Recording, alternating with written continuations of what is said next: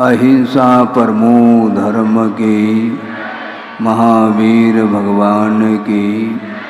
प्रातः स्मरणे परम पूजाचार्य गुरुवर श्री विद्यासागर जी मुनि महाराज की जय।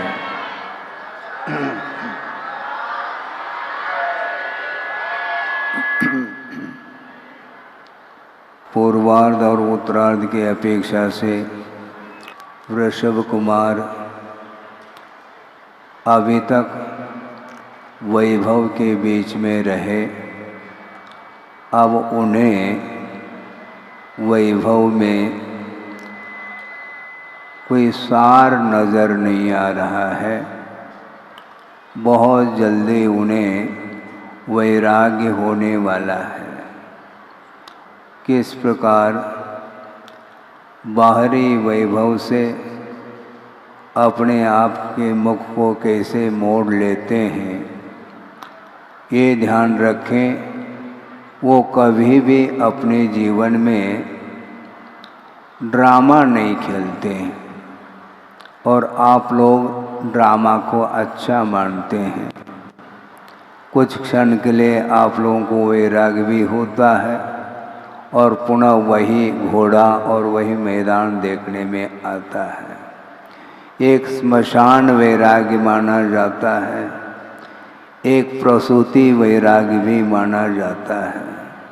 किंतु ये दोनों वैराग्य किसी निमित्त को लेकर के तात्कालिक वैराग्य वह आ जाता है और पुनः कुछ ही दिन व्यतीत होने के उपरांत उसी परिवार के साथ, उसी दुकान मकान के साथ, उसी परिग्रह के बीच में बैठ कर के वह वैश्विक सुख का आनंद लेने के लिए तत्पर हो जाता है। इसलिए इस प्रकार का जो वैराग्य है वह वैराग्य मात्र नाम मात्र का वैराग्य माना जाता है। असली वैराग्य तो भगवान को होने वाला है और वैराग्य हुए बिना आगे का जो कार्यक्रम है वह नहीं हो सकता है। यह तप कल्याण का दिन है। तप का क्या स्वरूप होता है, बहिरंग तप का अर्थ क्या होता है, अंतरंग तप का क्या अर्थ हो, यह सारा विषय आगम के आधार से आपके सामने संक्षेप के रूप में रखा जा रहा है और इसमें कोई संदेह नहीं है। वैराग्य का अर्थ क्या होता है इसको समझ लें आप लोग। राग का अभाव होता है। अनंत काल से वह राग की परंपरा चली आ रही है और उसके कारण ही संसार का अंत नहीं हो पा रहा है। भव समुद्र से पार होने के लिए राग का अभाव करना अनिवार्य सिद्ध होता है और वह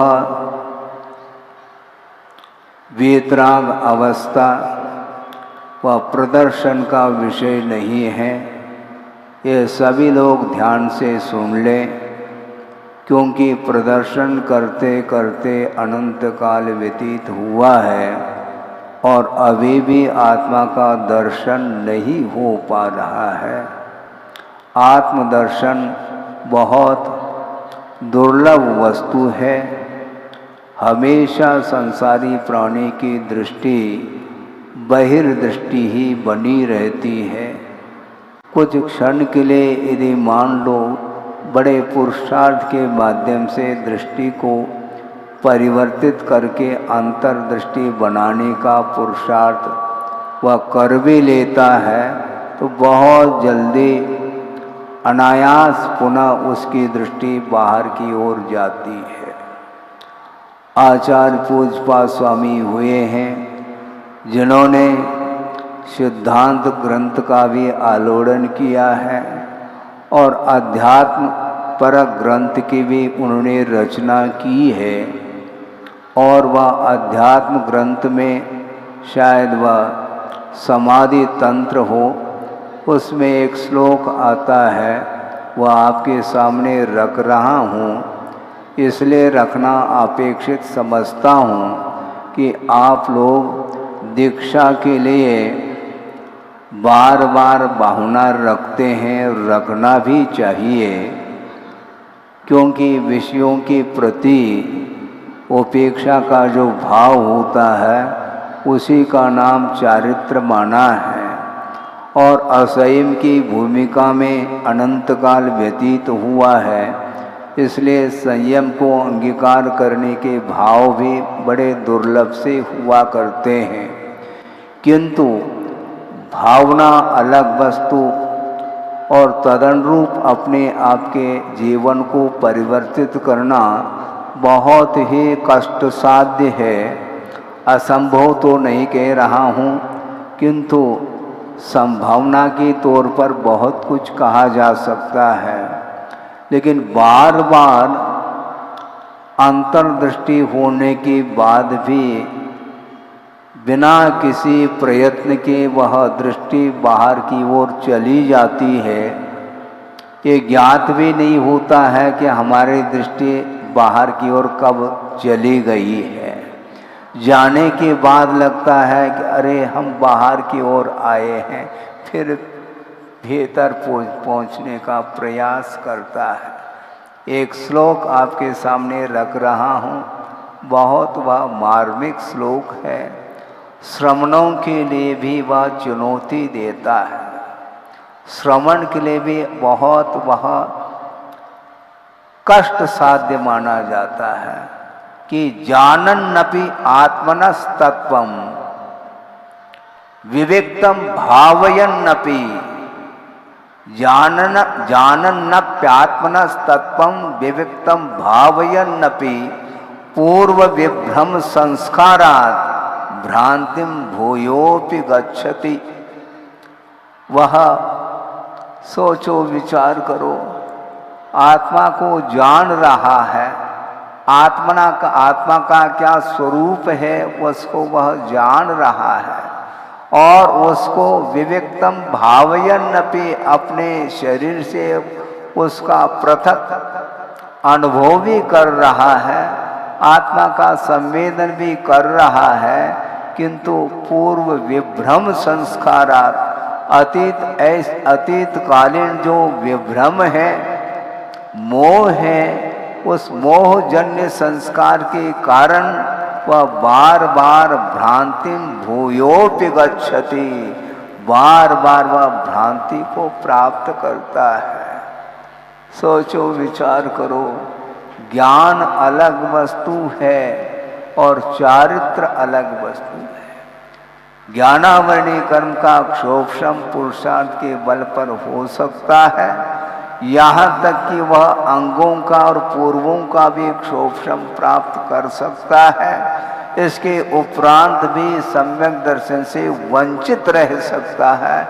बहुत विचित्र परिणमन है इस जीव का।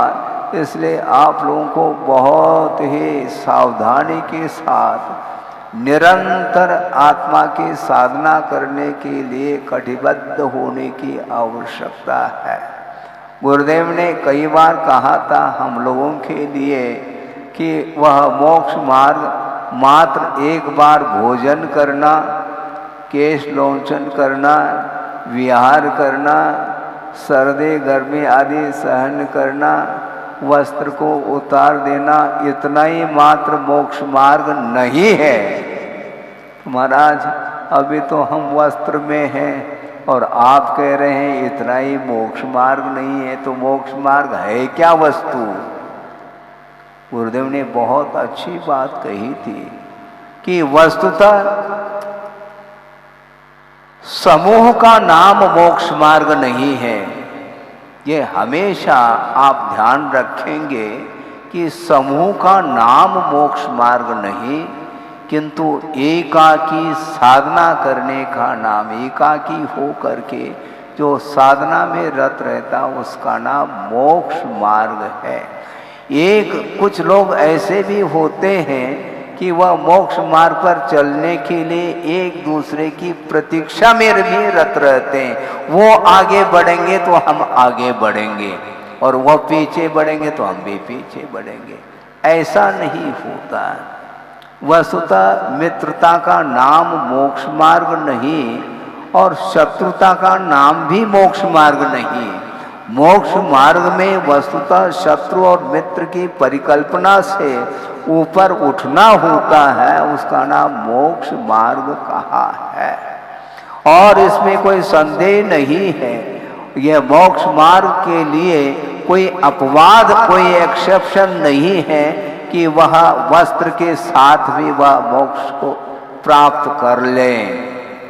संभव नहीं। कोई एकाध एक्सेप्शन, अपवाद, वह तीर्थंकर भी क्यों न हो, परिग्रह का विमोचन किए बिना आत्मा का संवेदन संभव नहीं है। और वह परिग्रह मूर्छा का नाम परिग्रह है, आसक्ति का नाम परिग्रह है, और वह परिग्रह मात्र बाहरी पदार्थों को लेकर के नहीं, किंतु बाहरी पदार्थों के निमित्त से भीतर में जो मूर्छा का भाव जागृत होता है, पर वस्तु के निमित्त को लेकर के जो आसक्ति जागृत होती है, तृष्णा जागृत होती है, उसका नाम परिग्रह कहा है। अनाद्य विद्या दोषोथ चतुस्संज्ञा ज्वरा शश्वत स्वज्ञान विमुखा सागारा विषयोन्मुखा, ऐसा कहा। पंडित आचार्य जी हुए हैं जिन्होंने सागार धर्मामृत और अणगार धर्मामृत की रचना की है, और उसमें इस श्लोक को दिया है। सागार अर्थात गृहस्थ होता है, वो अनादिकालीन अविद्या के कारण, अज्ञान के कारण, चार संज्ञा रूपी ज्वर से वह ग्रसित हुआ है, और शाश्वत स्वज्ञान विमुखा, वह निरंतर आत्मज्ञान से विमुख होता हुआ। सागारा विषयोन्मुखा, विषयों की ओर ही उसका मुख है। आत्म तत्व को प्राप्त करने के लिए उसका कोई भाव जागृत नहीं होता।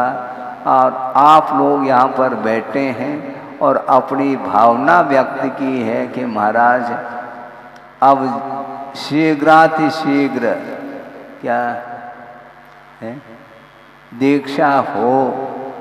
कौन सी दीक्षा महाराज आप जो दें, लेकिन भीतर भावना तो यही है जैनेश्वरी दीक्षा जल्दी से जल्दी प्राप्त हो। ये आप लोग भावना रखते हैं, उस भाव को देख करके सुन करके मुझे भी प्रसन्नता होती है, क्योंकि मेरी भी दीक्षा हुई थी गुरुदेव के कर कमलों से। काफ़ी प्रतीक्षा करनी पड़ी 3 साल तक। हालांकि 6-7 महीने ब्रह्मचर्य अवस्था में व्यतीत हुआ, उसके बाद क्षुल्लक दीक्षा उन्होंने दी। 3 साल तक क्षुल्लक दीक्षा में ही रहे और कटोरा में आहार लेते रहे। इसके बाद नैनागिरी में, पहले क्षुल्लक दीक्षा सोनागिरी में संपन्न हुई 3-4 महाराजों की ब्रह्मचारियों की, और सन 78 में नैनागिरी में ऐलक दीक्षा संपन्न हुई। ये सब कार्यक्रम सडन हुआ है, ये ध्यान रखो, क्योंकि वो कभी भी प्रचार प्रसार नहीं चाहते हैं। वो प्रचार प्रसार की अपेक्षा से वो साधक की परीक्षा करना चाहते हैं, और साधक की दृष्टि प्रचार प्रसार की नहीं होती है, किंतु साधना की ओर हमेशा उनकी दृष्टि होती है और होना चाहिए। और 2 साल तक ऐलक दीक्षा में रहे। उसके उपरांत 5 साल का कोर्स हो गया पंचम गुणस्थान का। उसके बाद उन्होंने दैगंबरी दीक्षा दी है। और बिना मांगी वह दीक्षा मिली है, ये ध्यान रखो। भावना अलग वस्तु, हमने प्रार्थना नहीं की थी। इसलिए प्रार्थना नहीं की, जब गुरुदेव ने संघ में स्थान दिया है तो चिंता तो उन्हीं को रहेगी, क्योंकि हमें तो कहीं बाहर जाना है ही नहीं। निश्चिंत हो करके उनके चरणों में, उनके आज्ञा के अनुरूप हमने समय व्यतीत किया है और उन्होंने सोचा है कि अब मुझे ही कुछ करना होगा, क्योंकि ये तो बिल्कुल ही निश्चिंत है। तो इसलिए उन्होंने बुला करके दीक्षा दी है। इसी प्रकार आप लोगों को भी बुला करके दीक्षा दी जा सकती है, कोई बाधा नहीं इसमें, किंतु साधना की ओर हमेशा दृष्टि होनी चाहिए। तो मैं ये कह रहा था कि सागारा विषयोन्मुखाः गृहस्थ, हमेशा उसकी दृष्टि विषयों की ओर जाती है, क्योंकि तृष्णा कभी भी शांत नहीं होती है। तृष्णा को शांत करने के लिए जिस प्रकार आप लोग बोलते हैं, जो पावक में घी डाला है, पावक अर्थात अग्नि हुआ करता है, अग्नि में जैसे जैसे आप घी डालते चले जाएंगे तो वह दीपक, वह अग्नि और उद्दीप्त होती चली जाती है। उसी प्रकार विषय रूपी ईंधन इसके लिए मिलते चले जाएंगे तो मोह रूपी अग्नि और उद्दीप्त होती चली जाती है। इसलिए आज प्रभु को वैराग्य होना है। मध्याह्न में भरी गर्मी में आप उस दृश्य को देखेंगे और मैं भी देखूंगा। दीक्षा हम देते हैं उनके लिए एकमात्र औपचारिक है, क्योंकि जो तीर्थंकर होते हैं वे स्वयंभू हुआ करते हैं। उनके लिए कोई भी दीक्षा देने के लिए कोई आचार्य आदि नहीं आते हैं।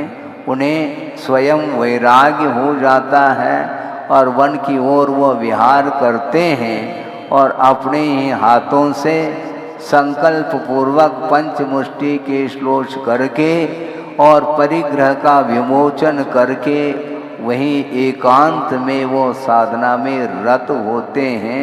भीड़ में साधना नहीं होती, ये ध्यान रखो।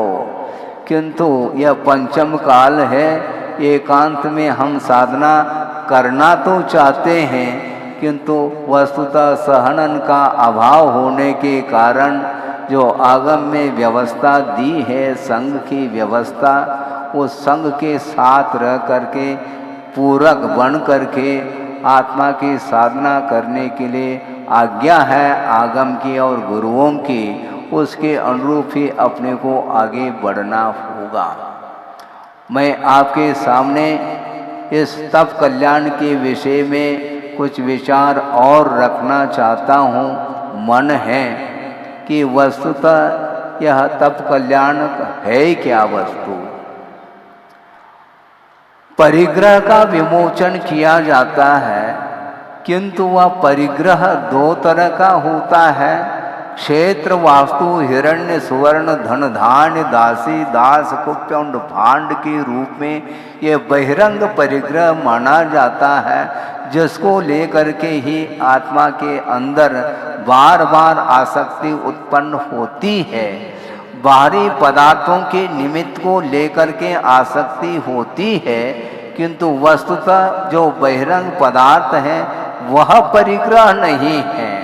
परिग्रह आसक्ति का नाम है, इसलिए वस्तु आसक्ति के लिए एकमात्र निमित्त के रूप में उपस्थित हो सकता है। उन पदार्थों को लेकर के कोई भी हमारा भाव प्रभावित होने का नहीं है, तो वस्तु क्या कर सकते हैं? वस्तु के द्वारा हमारा कार्य रुका हुआ है ऐसा नहीं है, क्योंकि अनंत पदार्थ विद्यमान हैं, वो हमेशा रहेंगे। उनको आप कहाँ तक हटाओगे? ज्ञेय अनंत पदार्थ हैं, जानने योग्य हैं, भिन्न भिन्न इंद्रियों के विषय के रूप में भोग्य सामग्री वह असीम सामग्री है। उसको हटाने के लिए चले जाओ तो हम हटा नहीं पाएंगे। तो करना क्या है महाराज? तो आचार्य कहते हैं उपयोग को डाइवर्शन देने की आवश्यकता है। एक छोटा सा उदाहरण आपके सामने रख दूं कि चावल की खेती होती है, हम पूछना चाहते हैं होती है? चावल की नहीं होती, ध्यान रखो ब्रह्मचारी जी। धान की खेती होती है, चावल की नहीं। चावल तो पुंज चढ़ाने में आते हैं, चावल बना करके खा लेते हैं और चावल पुंज के रूप में चढ़ा देते हैं। किंतु वह चावल यदि मान लो उसका वपन करोगे कभी भी वह अंकुरित नहीं हो सकता। तो धान की खेती होती है, तो उस चावल के ऊपर जो छिलका है वह बाहरी परिग्रह का एक प्रतीक है। किंतु बाहरी छिलके के अलावा भीतर चावल के भीतर जो एक ललाई होती है उसको भी उतारने की आवश्यकता पड़ती है।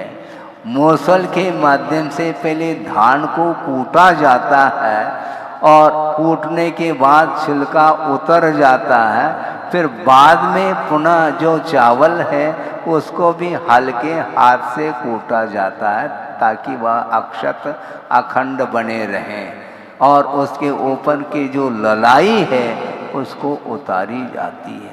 ये ललाई क्या है?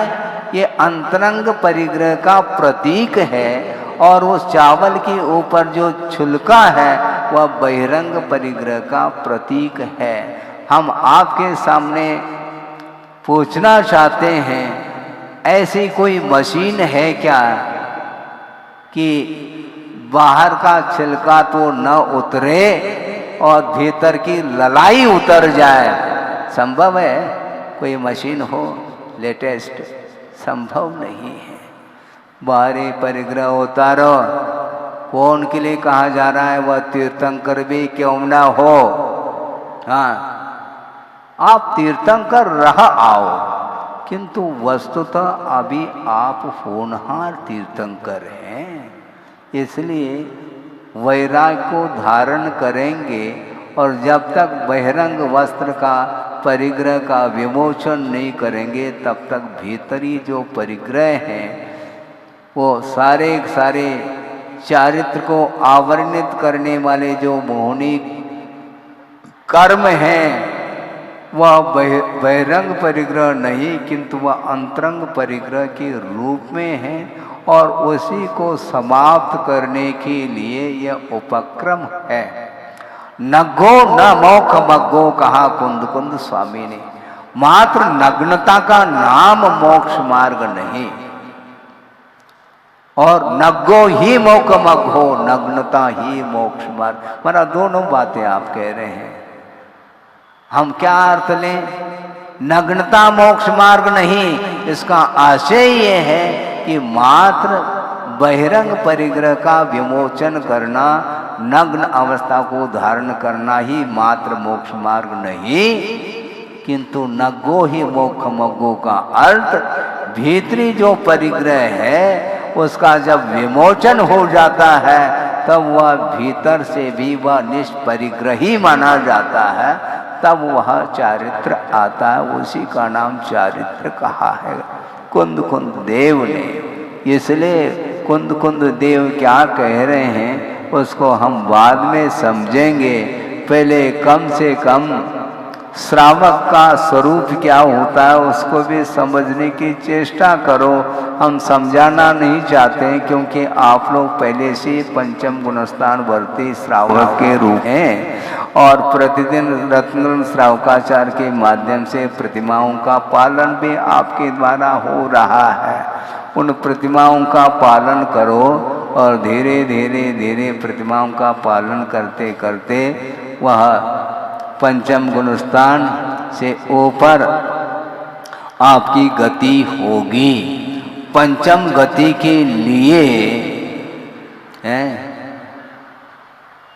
कौन सा चारित्र? पंचम चारित्र लाभाय, यथा ज्ञात चारित्र को प्राप्त करने के लिए सकल संयम को अंगीकार करने की आवश्यकता होती है। बिना दिगंबरत्व के संभव ही नहीं है। वृषभनाथ, उनकी कितनी आयु थी? 84 लाख पूर्व की आयु थी। 84 लाख पूर्व का अर्थ क्या होता है? 84 लाख वर्ष को 84 लाख वर्ष से गुणित करने पर जो गुणनफल आता है उसका नाम एक पूर्वांग माना जाता है, और 84 लाख पूर्वांग का एक पूर्व होता है। और ऐसे 84 लाख पूर्व की आयु वृषभनाथ की थी। और ये हुंडा सर्पिणी की देन है। एक पूर्व कोटि आयु उत्कृष्ट आयु मानी जाती है, किंतु वृषभनाथ की आयु 16 पूर्व कम 84 लाख पूर्व की आयु उनकी थी। उसमें से 83 लाख पूर्व तक कहाँ रहे? हवेली। हाँ, हवेली में रहे, आनंद का अनुभव करते। बड़ा विस्मय होता है कि उनका जीवन पूर्व जीवन रत्नत्रय की आराधना के साथ व्यतीत हुआ है। भयानक उपसर्ग और परिचय के साथ उनका जीवन व्यतीत हुआ, और उस निर्दोष रत्नत्रय की आराधना के फलस्वरूप उनको सर्वार्थ सिद्धि मिली है। और सर्वार्थ सिद्धि में वो पहुँचे हैं। और कौन कौन पहुँचे हैं? भरत और बाहुबली, जो पूर्व जीवन में जो भी उन्होंने भी इसी प्रकार की साधना की थी, रत्नत्रय की आराधना के फलस्वरूप उनको भी सर्वार्थ सिद्धि प्राप्त हुई है। और सर्वार्थ सिद्धि में जो आयु होती है वह 33 सागर की आयु होती है। और वहाँ पर प्रविचार का अर्थ वासना का अत्यंत अभाव देखने में आता है। मन संबंधी भी कोई प्रविचार नहीं होता, और शुक्ल लेशा के वो स्वामी होते हैं। और निरंतर 33 सागर तक 12 भावना की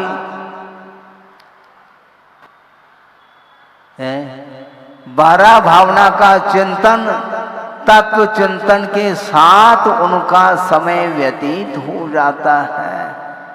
और वहाँ से उतरने के बाद यहाँ पर आते ही यहाँ की हवा लग जाती है, और 83 लाख पूर्व तक वो विषयों में उलझते रहे।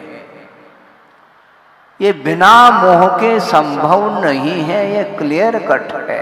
यदि बिना मोह के ही वैभव का उपभोग करते तो हवेली छोड़ने की आवश्यकता नहीं पड़ती, और उसी हवेली में बैठे बैठे उन्हें केवल ज्ञान हो जाता। किंतु न भूतो न भविष्यति वाली बात है। इसलिए मोह क्या क्या नहीं कराता है। मोह के उदय से ही आत्मा का दर्शन नहीं होता। आत्मा का श्रद्धान होना, आत्मज्ञान होना अलग वस्तु, किंतु आत्मज्ञान और आत्मश्रद्धान होने के उपरांत भी उस परिग्रह के प्रति, उस वैभव के प्रति विरक्ति का जो भाव आता है वह विरलों को ही आता है। और सबसे ज़्यादा वैभवशाली वृषभनाथ रहे, किंतु अभी वृषभ कुमार के रूप में हैं। राजाभिषेक भी होने वाला है। उसके उपरांत पहले ड्रेस पहनेंगे, और ड्रेस तो वही रहेगा, फिर बाद में ड्रेस उतारेंगे। ये तो समस्या है। पहले ड्रेस पहनना, फिर बाद में उतारना।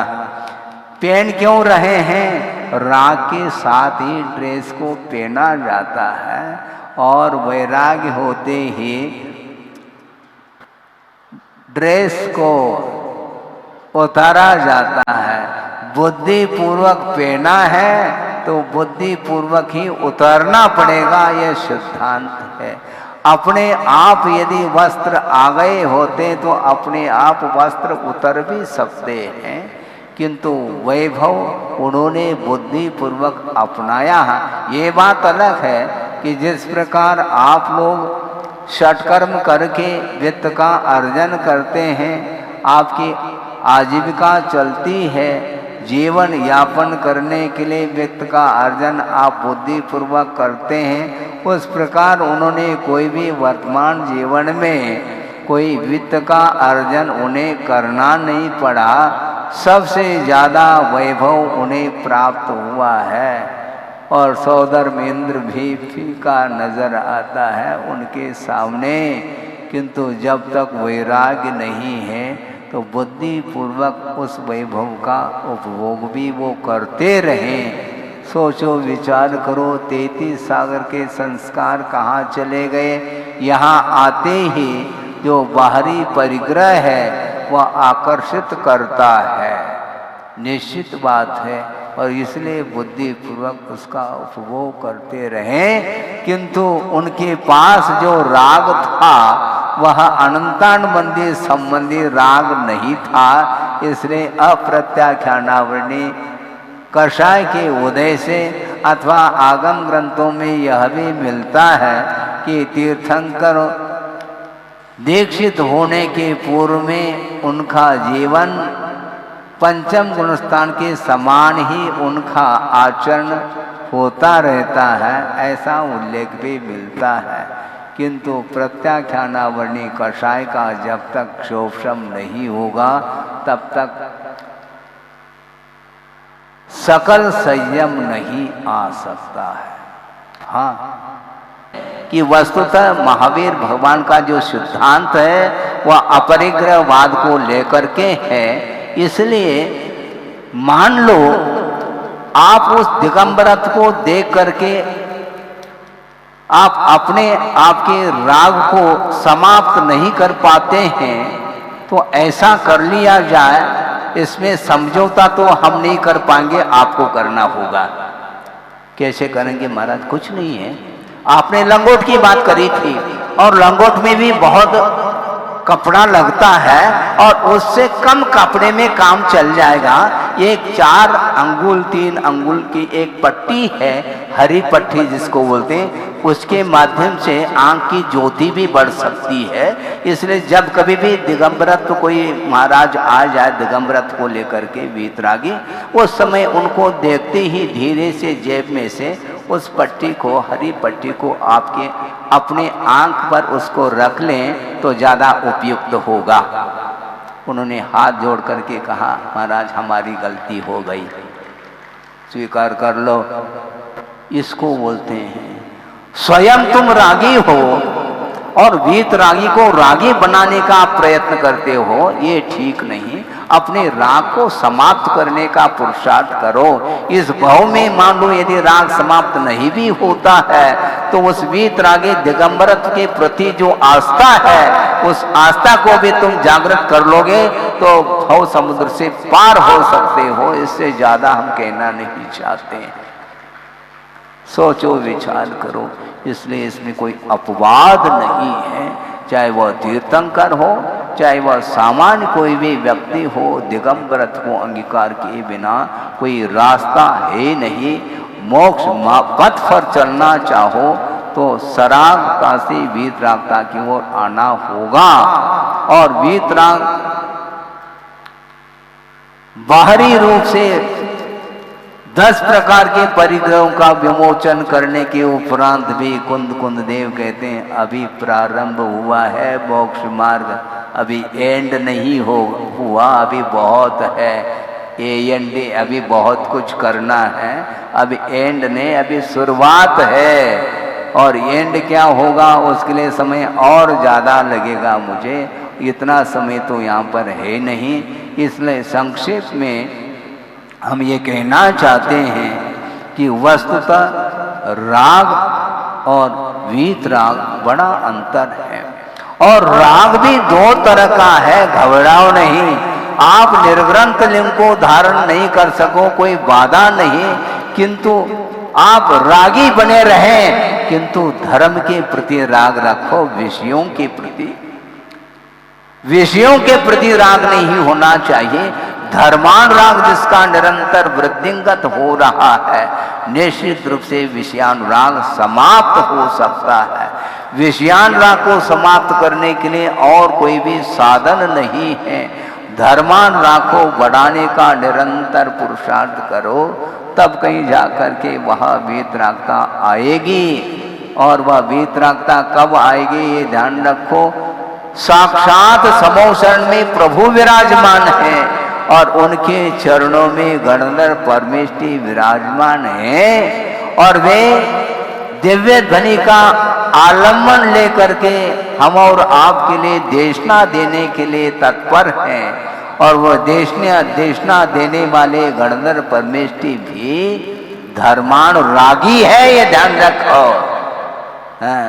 वो भी वीतरागी नहीं माना, जो तो दिगंबरत्व को धारण कर लिया ये तो ठीक है, दिगंबरत्व को धारण कर लिया और चारित्र का अनुपालन कर रहे हैं, भावलिंगी है, किंतु इसके उपरांत भी शुभोपयोग प्रवृत्ति से जब तक वह साधक अपने आप को ऊपर नहीं उठाएगा, जब तक शुद्धोपयोग का आलंबन नहीं लेगा, तब तक केवल ज्ञान को भूल जाओ और वर्तमान में चौथे गुणस्थान में ही शुद्धोपयोग होने लगा।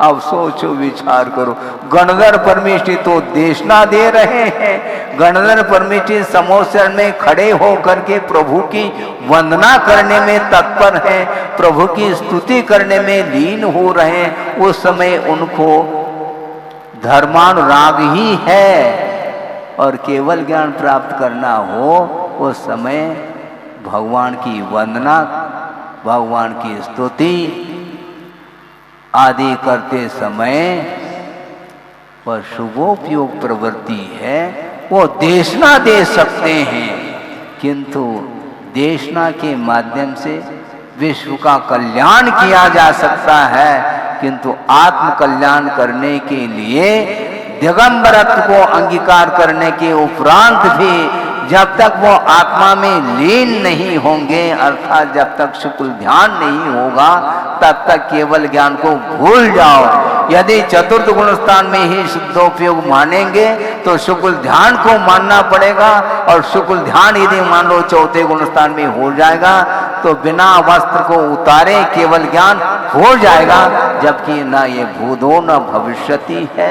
इस प्रकार विपरीत धारणा को लिए हुए भी बहुत सारे लोग स्वाध्याय प्रेमी हैं, उनके लिए भी हमारा संकेत है कि स्वाध्याय करना बहुत अच्छा है, किंतु क्रमबद्ध स्वाध्याय करिए।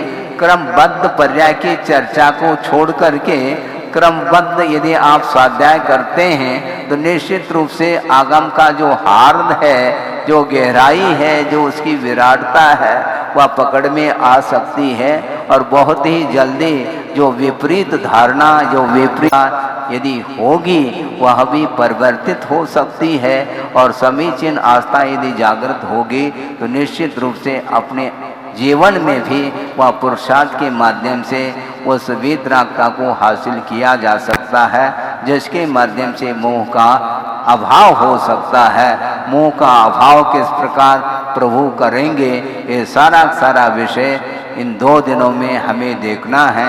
इसलिए संक्षेप से हमारा यही कहना है कि जो विद्वान की जिस प्रकार की धारणा थी उस प्रकार की हमारी धारणा न हो, दिगंबरत्व के प्रति अटूट आस्था जागृत हो, अपने जीवन में दिगंबरत्व का जल्दी हमें दिगंबरत्व का लाभ हो, इस प्रकार निरंतर भावना रखते हुए अपने जीवन को उन्नति की ओर ले जाने के लिए निरंतर पुरुषार्थ करना चाहिए। भावना के साथ अहिंसा परमो धर्म की जय। बोधि समाधि परिणाम शुद्धि स्वात्मोपलब्धि शिव सौख सिद्धि चिंतामणिम चिंतित वस्तुदाने त्वां बंद मानस्य ममास्तुते। परम पूजाचार्य गुरुवर से विद्यासागर जी महाराज।